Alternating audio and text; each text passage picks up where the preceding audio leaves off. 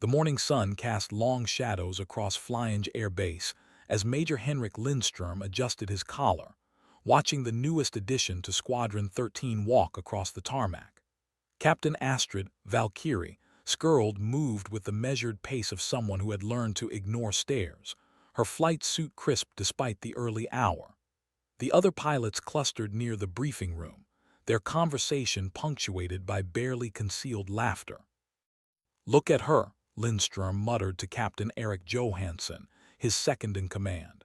"Thinks she can just waltz in here with her fancy credentials." The major's voice carried just enough for nearby personnel to hear. Even a rookie could fly that Gripen better than some diversity hire. The comment hung in the air like exhaust from a cold engine. Astrid's steps didn't falter, but her jaw tightened almost imperceptibly. She'd heard variations of this speech at 3 different bases across 2 countries. The doubt, the whispered conversations, the way conversations stopped when she entered a room. What they didn't know was that behind her calm exterior lay 15 years of combat experience across 4 continents, earned in skis where mistakes meant death. The Swedish Air Force's newest JAS-39E Gripen sat gleaming on the flight line, its delta wings catching the morning light like a predator's blade. Advanced electronics hummed beneath its composite skin, representing decades of engineering excellence compressed into 30 tons of lethal precision. But to Lindstrom, it was just another aircraft that required a steady hand and unwavering focus, qualities he doubted their new pilot possessed. "Sir," Astrid's voice cut through the morning air as she approached the group. Her salute was textbook perfect, neither subservient nor aggressive. "Captain Skirld reporting for duty assignment." Lindstrom returned the salute with theatrical slowness, his expression carrying the weight of predetermined judgment. "Captain, I trust you've reviewed the technical specifications of our aircraft. The Gripen isn't some training simulator." "Yes, sir, fully familiar with the platform." Her response was crisp, professional. No elaboration, no defensiveness, just facts. The major smiled, the expression never reaching his eyes. "Excellent. Then you won't mind a simple familiarization flight. Nothing too challenging, just basic maneuvers to ensure you're capable." Around them, the base hummed with morning activity. Ground crews performed their meticulous pre-flight checks, their movements choreographed by years of experience. The control tower's radio chatter provided a constant backdrop of controlled communication, each transmission a thread in the complex web of military aviation safety. What Major Lindstrom couldn't see was the slight shift in Astrid's posture, the way her fingers unconsciously traced the worn fabric of her flight suit's sleeve. Beneath that fabric lay a constellation of scars, each one earned in combat zones where doubt was a luxury no pilot could afford. Her call sign, Valkyrie, hadn't been chosen for its Nordic mythology. It had been earned over the mountains of Afghanistan, where she'd guided damaged aircraft home through storms that had claimed lesser pilots. The morning was about to become very interesting. Captain Johansson handed Astrid the mission brief, his expression neutral but watchful. The flight plan appeared straightforward: basic air superiority maneuvers, weapon systems check, and landing pattern familiarization. Standard protocol for any pilot transitioning to a new aircraft type. But Astrid recognized the underlying challenge in Lindstrom's expectant gaze. This wasn't just a check ride. It was a test designed to expose perceived weaknesses. "Weather conditions are optimal," Johansson noted, gesturing toward the clear blue expanse above. "Ceiling unlimited, winds calm. Should be a comfortable introduction to our aircraft." Astrid nodded, scanning the technical specifications one final time. The Gripen's advanced fly-by-wire system represented a significant evolution from her previous aircraft, but the fundamental principles remained unchanged. Physics didn't negotiate, and gravity showed no favoritism regardless of a pilot's gender or background. "Any questions about the mission parameters?" Lindstrom asked, his tone suggesting he expected several. "Negative, sir. Mission is clear." The major's smile widened. "Excellent. We'll be monitoring from the control room. Radio check will be on frequency 127.5. Try not to embarrass us, Captain." The dismissal was clear, but Astrid remained at attention. "Sir, request permission to speak freely." Lindström's eyebrows rose slightly. "Granted. I understand there may be reservations about my assignment to this squadron. That's not uncommon, and I respect the need to verify capabilities. But I'd like to clarify one thing. I'm not here to prove women can fly combat aircraft. I'm here because the Swedish Air Force determined I was the best available pilot for this position." The silence that followed was broken only by the distant whine of a ground power unit and the rhythmic clank of maintenance equipment. Several nearby personnel had stopped their activities, sensing the tension in the air like the pressure change before a thunderstorm. "Noted, Captain," Lindström replied, his voice carefully neutral. "Your actions will speak louder than your words." As Astrid walked toward the aircraft, her mind shifted into the familiar pre-flight routine that had kept her alive through countless dangerous missions. Personal grievances and ego conflicts became background noise, replaced by the crystalline focus that separated competent pilots from exceptional ones. The Gripen awaited, 30 tons of Swedish engineering ready to reveal whether its new pilot possessed the skill to unleash its full potential. Ground Crew Chief Anderson approached with the aircraft logbook, his weathered face betraying years of experience working with pilots of varying skill levels. "She's ready for you, Captain. All systems green, fuel topped off, weapons simulated for training mode." "Thank you, Chief." Astrid accepted the logbook, scanning the maintenance entries with practiced efficiency. Every signature represented someone's professional reputation, their assurance that this machine was airworthy and safe. The pre-flight inspection proceeded with methodical precision. Astrid's hands moved across control surfaces, checking for proper movement and secure attachment. She examined the engine intake for foreign object debris, verified the condition of the landing gear, and inspected the weapon's pylons with the thoroughness of someone who understood that mechanical failure at 30,000 feet offered limited options for resolution. The Gripen's cockpit embraced her like a familiar friend, despite this being her first time in this specific aircraft.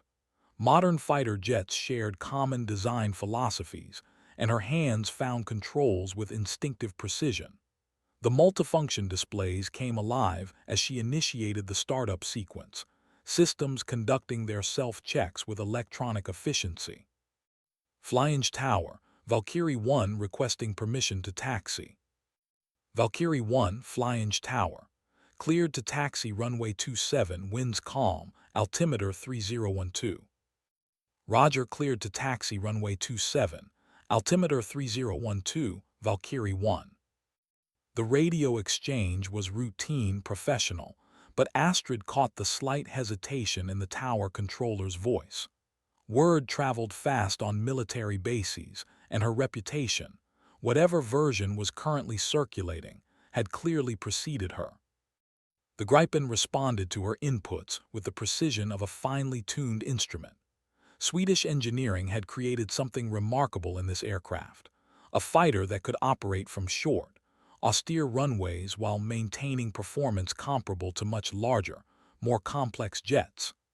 As she guided the aircraft toward the runway, Astrid felt the familiar surge of anticipation that preceded every flight. In the control room, Major Lindström watched through binoculars as the Gripen aligned with the runway centerline.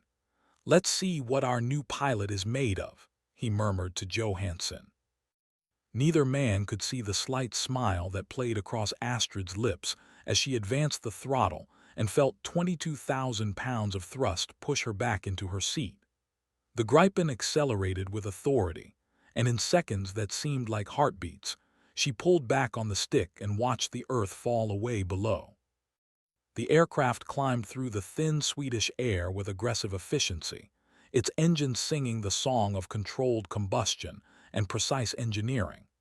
At 5,000 feet, Astrid leveled off and began the prescribed maneuvers, each movement calculated to demonstrate basic proficiency while revealing nothing of her true capabilities. Flying control, Valkyrie 1 level at 5000, beginning maneuver sequence. Copy Valkyrie 1. Radar contact Squawk 2401. The first series of turns were deliberate, almost leisurely. Astrid banked left and right, pulling gentle G-forces that any competent pilot could handle. In the control room, she imagined Lindstrom checking boxes on his evaluation form, nodding adequate but unremarkable performance. But something was building in the cockpit, a tension that had nothing to do with the aircraft's capabilities, and everything to do with 15 years of proving herself to men who had already decided what she couldn't do. The sky stretched endlessly above and below, a blue canvas where physics was the only judge and performance the only argument that mattered. Valkyrie 1 Control. How do you find the aircraft's handling characteristics? Astrid keyed her microphone, her voice steady and professional. Aircraft is performing within normal parameters. Handling is precise and responsive. What she didn't add was that the Gripen felt like an extension of her will, its fly-by-wire system translating her intentions into motion with almost telepathic accuracy. Swedish engineers had created something beautiful here, and she was beginning to understand its potential. In the control room, Major Lindstrom frowned slightly. The radio transmissions were correct, the maneuvers adequate, but something nagged at his expectations. He had anticipated nervousness, perhaps a request for guidance or clarification. Instead, Captain Skirld sounded as comfortable as if she were discussing the weather. "She's competent enough," he admitted to Johansson, "but let's see how she handles something with a bit more challenge." He keyed his microphone. Valkyrie 1 Control. Request you demonstrate air-to-air combat maneuvering. Simulated threat from your 6 o'clock high. The response was immediate. Copy Control, demonstrating evasive maneuvers. What happened next would be discussed in squadron-ready rooms for years to come. The Gripen suddenly transformed from a docile training aircraft into something altogether more predatory. Astrid pulled the stick back and rolled inverted, diving toward the earth before pulling up in a climbing spiral that stressed the aircraft's airframe within design limits, but far beyond what anyone had expected to see during a familiarization flight. The G-forces pressed her into her seat as she executed a series of high-angle-of-attack maneuvers that showcased not just her skill, but her intimate understanding of the aircraft's capabilities. The Gripen twisted through the sky like a living thing, each movement flowing seamlessly into the next. "Jesus Christ," Johansson whispered, his binoculars following the aircraft's impossible dance through the Swedish sky. Major Lindstrom said nothing, but his jaw had tightened considerably. This wasn't the performance of someone learning a new aircraft.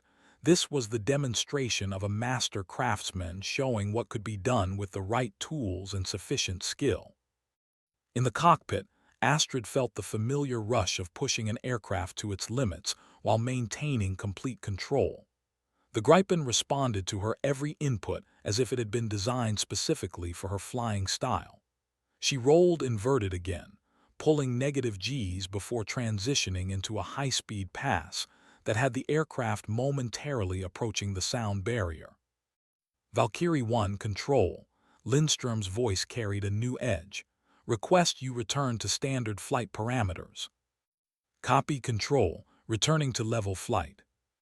The transition was smooth, professional, as if the previous display of aerobatic excellence had been as routine as adjusting the radio frequency. But the message had been delivered with crystal clarity. Captain Astrid Skirld was not the pilot they had expected. As she established level flight and began the approach to Flyinge Air Base, Astrid allowed herself a moment of satisfaction. The aircraft beneath her was a masterpiece of engineering, and she had just proven that she was worthy of its capabilities.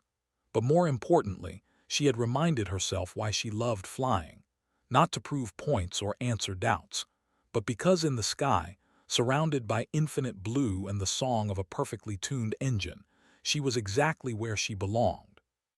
The radio crackled with approach control instructions, bringing her back to the immediate task of landing safely.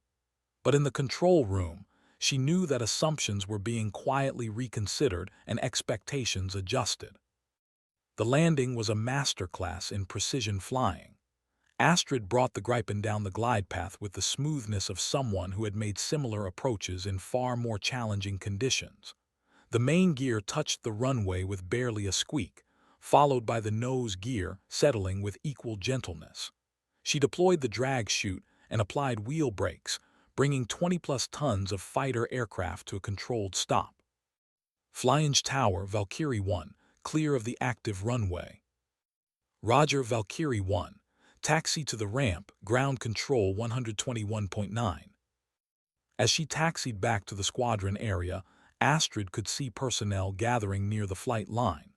Word had clearly spread about the unusual aerial display, and curious faces turned toward the approaching aircraft. She shut down the engine and began the post-flight checklist, her movements economical and precise. The cockpit fell silent as the Gripen systems powered down, leaving only the tick of cooling metal and the distant sounds of base activity. Astrid removed her helmet and ran her fingers through sweat-dampened hair, taking a moment to decompress from the flight. Ground Crew Chief Anderson was waiting as she climbed down from the cockpit, his expression unreadable. "How'd she fly, Captain?" "Like a dream, Chief. Your maintenance team should be proud. Everything performed exactly as advertised." The chief nodded approvingly. He'd been working on aircraft for 30 years and could usually tell from a pilot's demeanor how a flight had gone. Captain Skirld carried herself like someone completely at home in a fighter cockpit. Major Lindstrom approached as Astrid completed her post-flight inspection, his expression carefully neutral. "Captain, how do you rate the aircraft's performance?" "Outstanding, sir. The Gripen is an exceptional platform, Swedish engineering at its finest." "And how would you assess your own performance?" Astrid met his gaze directly. "I demonstrated the maneuvers you requested, sir. The aircraft responded well to control inputs throughout the flight envelope." It was a diplomatic answer that revealed nothing while confirming everything. Lindstrom found himself reassessing his initial impressions of Squadron 13's newest pilot. The woman standing before him showed no traces of arrogance or self-congratulation, despite having just delivered a flying demonstration that would have impressed seasoned test pilots. "Captain Johansson will brief you on squadron procedures and integration requirements," Lindstrom said finally. "Welcome to Squadron 13. The words carried weight that extended beyond mere protocol. In the subtle language of military hierarchy, Major Lindstrom had just acknowledged that Captain Skirld belonged here, not as a diversity hire or political statement, but as a pilot whose skills had earned her place among Sweden's elite aviation units. As the group dispersed, Astrid gathered her flight gear and headed toward the squadron-ready room. Behind her, the Gripen sat cooling on the ramp, its sleek profile a testament to the marriage of advanced technology and human skill that defined modern military aviation. But this was just the beginning. Real acceptance in a fighter squadron wasn't earned through a single impressive flight. It was built through months of consistent performance, shared challenges, and the gradual accumulation of trust that developed between pilots who might someday depend on each other for their lives. Captain Johansson caught up with Astrid near the squadron building, his expression thoughtful. "That was quite a demonstration up there. Where did you learn to fly like that?" "Various places," Astrid replied, shouldering her gear bag. "Experience has a way of teaching lessons that can't be found in textbooks." The major was surprised by your performance. "I imagine he was. People often are when their assumptions prove inaccurate." Johansson smiled at her directness. "You might fit in here better than expected. Squadron 13 has a reputation for unconventional thinking." The squadron-ready room buzzed with the controlled chaos typical of operational fighter units. Mission planning boards covered one wall, displaying training schedules, weather information, and aircraft availability. Pilots clustered around coffee machines and briefing tables, their conversations a mixture of technical discussions and the easy camaraderie that developed among people who shared dangerous work. Conversation quieted as Astrid entered, but the silence carried curiosity rather than hostility. Word of her aerial performance had clearly made the rounds, and several pilots nodded respectfully as she passed. "Gentlemen," Johansson announced, "I'd like you to meet Captain Astrid Skirld, Carlsen Valkyrie. She'll be joining us as our newest Gripen pilot." The introductions that followed were professional but reserved. Fighter pilots were naturally competitive, and new arrivals were typically viewed with cautious interest until they proved themselves in the demanding environment of squadron operations. Captain Lars Eriksson, the squadron's senior pilot, shook Astrid's hand with a firm grip.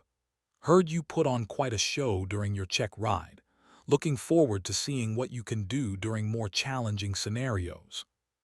"I appreciate the opportunity to contribute to the squadron's mission," Astrid replied. "I'm here to learn your procedures and integrate effectively with the team." It was the right answer, confident without being arrogant, professional without being distant. But Astrid knew that words meant little in this environment. Her reputation would be built through performance under pressure, decision-making in crisis situations, and the countless small moments that revealed character. "Your first week will focus on local area familiarization and squadron integration," Johansson explained, leading her to a desk equipped with computer terminals and reference materials. "We'll start with basic intercept procedures and work up to more complex scenarios." As evening approached, the ready room gradually emptied as pilots completed their administrative duties and headed home. Astrid remained at her assigned desk, reviewing technical manuals and squadron procedures with the methodical attention to detail that had characterized her entire career. The base grew quiet around her, but she continued studying until long after sunset, preparing for the challenges that lay ahead. Tomorrow would bring new tests, new opportunities to prove herself, and new chances to demonstrate that excellence in military aviation transcended any assumptions about gender or background. Outside, the Swedish sky stretched endlessly above Flyinge Air Base, stars emerging in the clear night air. Somewhere in the distance, a night training mission was underway, the sound of jet engines a reminder that the business of defending airspace never truly stopped. The following morning brought overcast skies and a formation training mission that would serve as Astrid's introduction to squadron flying procedures. 4 Gripens sat on the ramp, their sleek profiles identical but each aircraft bearing subtle differences in configuration and mission-specific equipment. Captain Eriksson would serve as flight lead, with Astrid flying his wing. The mission profile was straightforward: basic formation flying, communication procedures, and simulated intercept scenarios designed to evaluate how well the new pilot could integrate with established squadron tactics. "Weather's marginal," Eriksson noted during the mission briefing, gesturing toward the meteorological displays. "Ceiling at 3,000, visibility 5 miles in light rain. Good conditions for instrument work." The briefing covered radio frequencies, emergency procedures, and fuel management protocols. Squadron flying demanded precise coordination and clear communication. Mistakes that might be minor inconveniences during solo flights could become dangerous when multiple aircraft operated in close proximity. "Any questions about the mission profile?" Eriksson asked as the briefing concluded. "Negative," Astrid replied. "Mission is clear." The pre-flight inspection revealed the Gripen in perfect condition, ground crews having prepared the aircraft with their usual meticulous attention to detail. Astrid's movements around the aircraft were becoming more familiar, her hands finding inspection points with increasing confidence.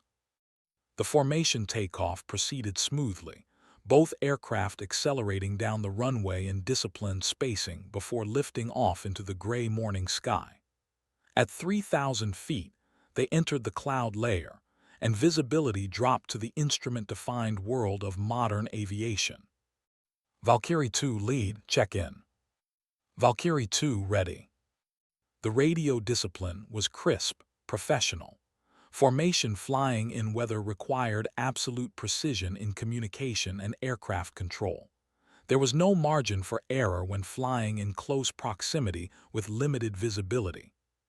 For the next hour, Astrid demonstrated her ability to maintain formation through a series of increasingly complex maneuvers. She held position during gentle turns and altitude changes, adjusted smoothly during speed variations, and maintained proper spacing during simulated combat scenarios. "She's solid," Erickson reported to the control room. "Smooth inputs, good situational awareness, maintaining position exactly where she should be." Major Lindstrom monitored the radio transmissions from the Squadron Operations Center, his expression revealing growing respect for the new pilot's capabilities. Formation flying was among the most demanding skills in military aviation, requiring not just individual competence, but the ability to anticipate and respond to another pilot's actions. When they emerged from the clouds 40 minutes later, both aircraft maintained perfect formation, their wingtips separated by mere feet despite the challenging conditions. The precision required for such flying couldn't be faked or approximated. It was either present or absent, developed through years of experience or not at all. "Excellent work, Valkyrie 2, Erickson transmitted as they established their approach to flying. "You fly formation like you've been doing it for years." The compliment carried significant weight coming from Squadron 13's most experienced pilot. Erickson had flown combat missions over 3 continents and trained dozens of pilots throughout his career. His approval wasn't given lightly. As they taxied back to the ramp, Astrid felt a growing sense of belonging. The aircraft around her, the radio chatter, the sight of ground crews preparing for the next mission. This was the environment where she felt most comfortable, where her skills found their proper expression. "How'd it go?" Johansson asked as she completed her post-flight checklist. "Very well. Captain Erickson is an excellent flight lead, smooth, precise, clear in his instructions. He speaks well of your flying too, says you have the makings of a solid squadron pilot." The afternoon brought individual proficiency training, allowing Astrid to explore the Gripen's capabilities without the constraints of formation flying.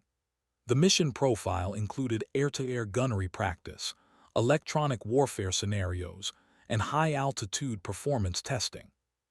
At 25,000 feet, she pushed the aircraft through its paces, evaluating its performance across different flight regimes. The Gripen responded with consistent excellence, its advanced systems providing seamless integration between pilot inputs and aircraft response. Flying control, Valkyrie 1, beginning high-altitude maneuvers. Copy, Valkyrie 1, clear to maneuver, report complete. The aircraft climbed easily toward its service ceiling, engine performance remaining strong despite the thin air. Astrid executed a series of high-altitude turns and climbs, gathering data on aircraft behavior in the environment where modern air combat increasingly took place. But it was during the descent that she truly began to understand the Gripen's character. Swedish engineers had designed an aircraft that excelled across the entire flight envelope, from high-altitude intercepts to low-level penetration missions. The fly-by-wire system compensated seamlessly for changing atmospheric conditions, allowing the pilot to focus on tactics rather than aircraft handling. "Outstanding aircraft," she murmured to herself as she leveled off at 10,000 feet. "Absolutely outstanding." The radio crackled with approach control instructions, guiding her back toward flying through increasingly busy airspace. Military training continued throughout the day, and multiple aircraft were returning from various missions. Her landing was again exemplary, smooth, precise, exactly on speed and glide path. As she taxied toward the squadron area, Astrid reflected on the day's accomplishments. She was beginning to establish herself as a competent squadron pilot, but true acceptance would require demonstrating her abilities under more challenging conditions. That opportunity would come sooner than expected. The alert klaxon shattered the evening quiet at exactly 21:47 hours, its harsh electronic wail cutting through conversations and pulling pilots from their relaxation. Squadron 13 maintained constant readiness for air defense scrambles, and the sudden alert meant unidentified aircraft had appeared in Swedish airspace. All pilots to the ready room, immediate scramble, the loudspeaker announced with practiced urgency. Astrid joined the rush toward the squadron building, her mind automatically shifting into the focused state that crisis situations demanded. Around her, pilots moved with the purposeful efficiency of personnel accustomed to emergency responses. The ready room buzzed with controlled activity as the duty officer briefed the developing situation. Unknown aircraft, possibly civilian, off course, and not responding to radio contact. Last known position 70 nautical miles southeast, heading northwest toward restricted airspace. Squadron 13 would launch 2 aircraft for visual identification and potential intercept. Captain Eriksson would lead, with Major Lindstrom flying his wing. It was exactly the type of mission that squadron newcomers typically observed rather than participated in. "Sir," Astrid spoke up during a brief pause in the briefing, "request permission to fly as backup." Lindstrom considered her request for a moment. Regulations required 3 available pilots for such missions, and the squadron's third-ranking pilot was currently on leave. "You're qualified for intercept procedures." "Yes, sir. Current on all applicable regulations and protocols." The major nodded slowly. "Very well. You'll remain on ground alert. If we need a third aircraft, you'll launch as Valkyrie 3. It wasn't the participation she'd hoped for, but it represented recognition that her skills were valued when circumstances demanded. As Eriksson and Lindstrom headed toward the flight line, Astrid settled into the ready room with the other duty pilots, monitoring radio communications and weather updates. The intercept proceeded routinely for the first 20 minutes.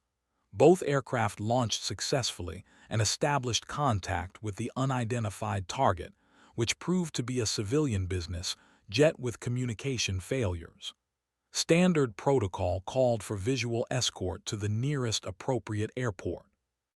But weather conditions were deteriorating rapidly across southern Sweden, and the business jet pilot reported instrument failures that complicated navigation in the increasingly challenging conditions. Flying control, Viking lead. The civilian aircraft has multiple system failures and is having difficulty maintaining course in weather. Request immediate vector to nearest suitable airport. Viking lead control.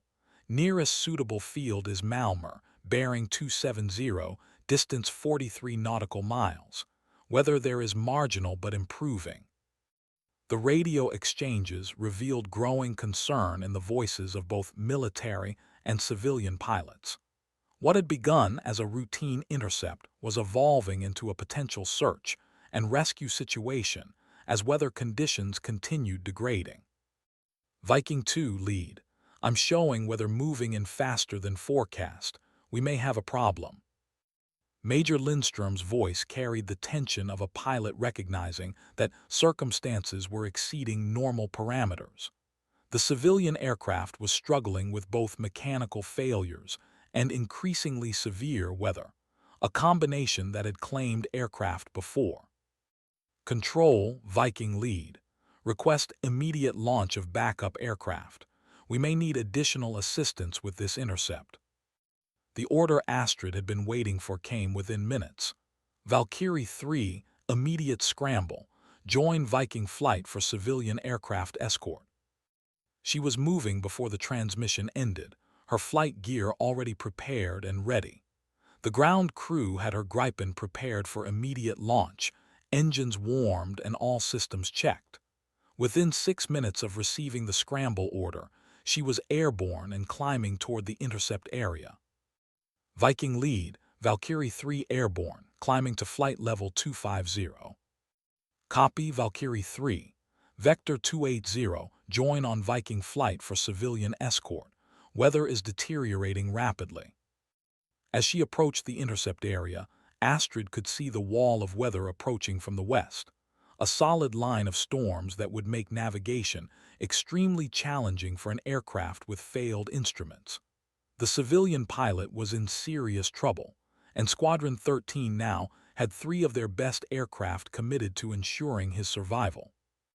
What happened next would test not just her flying skills, but her ability to perform under pressure in real-world crisis conditions.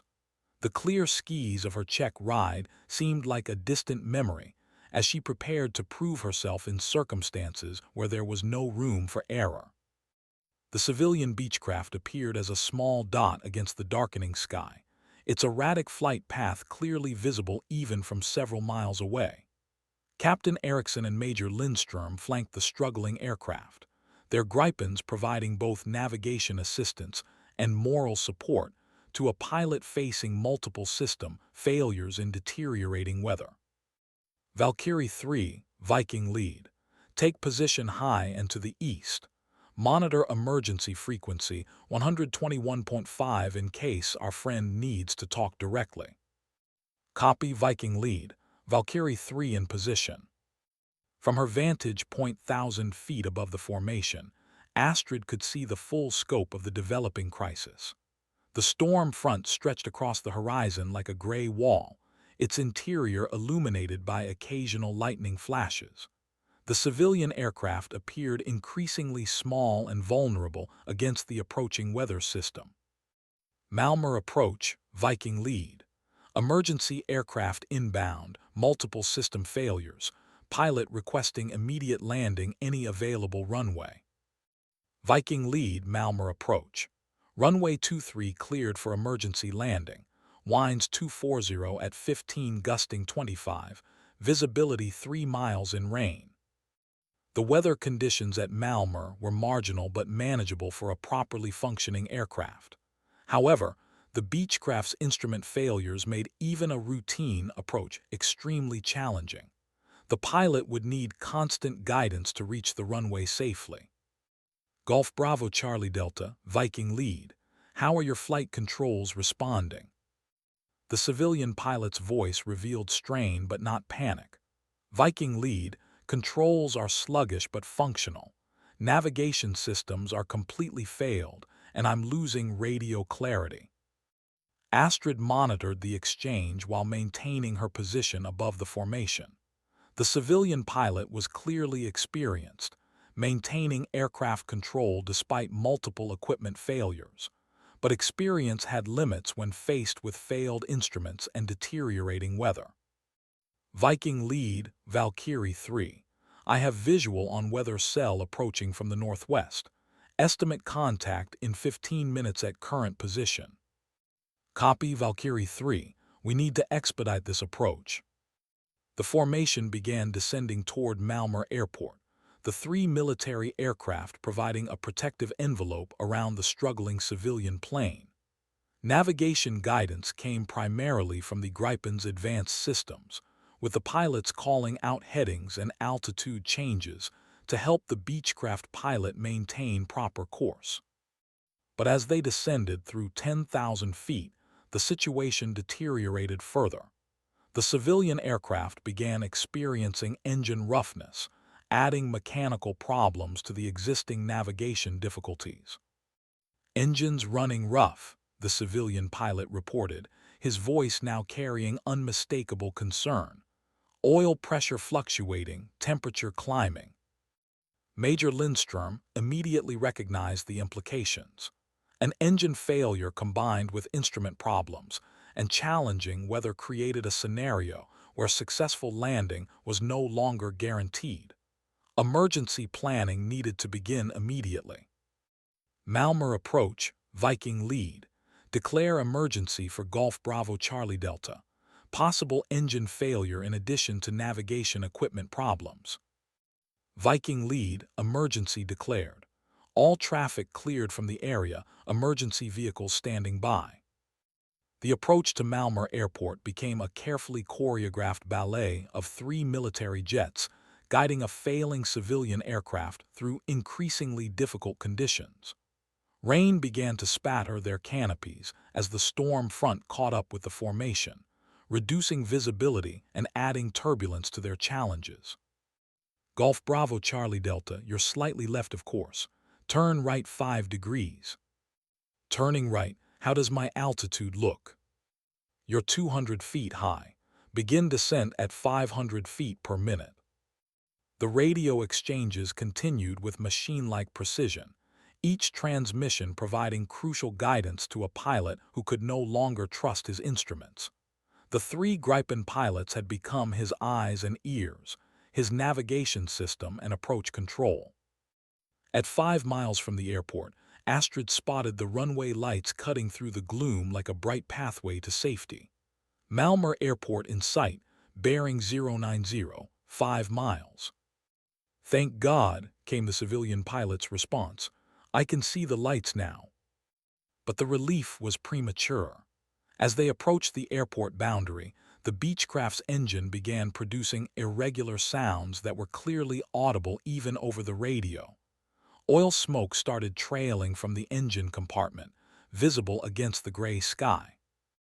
Engine failure imminent, Major Lindstrom observed grimly. We need to get him on the ground immediately.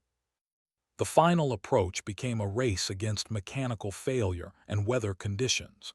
The civilian aircraft struggled to maintain airspeed and altitude as its engine continued deteriorating, while the 3 Gripen pilots provided constant guidance and encouragement. You're doing great, Ericsson transmitted. Runway straight ahead 2 miles. Maintain current heading and rate of descent. The Beechcraft crossed the runway threshold with its engine producing more smoke than power, touching down hard but safely on Malmö's rain-slicked runway. Emergency vehicles immediately surrounded the aircraft as it rolled to a stop, their lights cutting through the growing darkness. Golf Bravo Charlie Delta safe on deck, Malmö Tower reported. Pilot and passengers uninjured. The 3 Gripens climbed away from the airport, their mission successfully completed. What had begun as a routine intercept had evolved into a complex search and rescue operation that demanded the highest levels of skill and coordination. Outstanding work, Valkyrie 3, Major Lindstrom transmitted as they formed up for the return to flying. Your positioning and communication were exactly what the situation required. The praise carried special significance coming from the squadron commander, particularly after his initial skepticism about Astrid's capabilities. She had proven herself under pressure, demonstrating not just flying skill, but the judgment and reliability that defined exceptional military pilots. As they flew back through the Swedish night, navigation lights winking against the darkness, Astrid felt a profound sense of satisfaction. She had contributed meaningfully to saving lives, working as part of a team that functioned with seamless efficiency when circumstances demanded their best performance. The landing at Flyinge completed a day that had transformed her status within Squadron 13. No longer was she the new pilot whose capabilities remained in question. She had become a proven member of the team, someone her colleagues could depend on when situations turned dangerous. Squadron 13's ready room had been transformed into an impromptu celebration when the 3 pilots returned from their successful mission. Word of the dramatic rescue had spread throughout the base, and personnel from other squadrons had gathered to hear first-hand accounts of the civilian aircraft intercept. The civilian pilot sent his thanks through Malmö Tower, Captain Johansson reported as the pilots completed their mission debrief. Says he owes his life to the navigation assistance you provided. Major Lindstrom nodded approvingly.